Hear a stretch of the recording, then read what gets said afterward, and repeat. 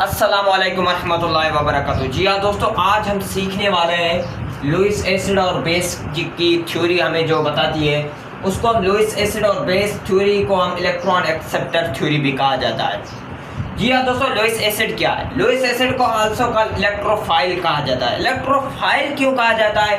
इसलिए the compound which accept electron, electro means electron, phile means attract to accept electron is known as Lewis acid. और फिर Lewis base क्या है? उसको कहते हैं nucleophile, the compound which donate electron, electron pair जो donate करें उसको हम कहते हैं लुईस बेस ही हम कहते हैं। हम देखेंगे BF3 और अमोनिया के बीच में जो हमने रिएक्शन बनाया है, अमोनिया के पास लोन पेयर है, लोन पेयर जिसके भी पास हो उसको हम कहते हैं लुईस बेस ही कहा जाता है।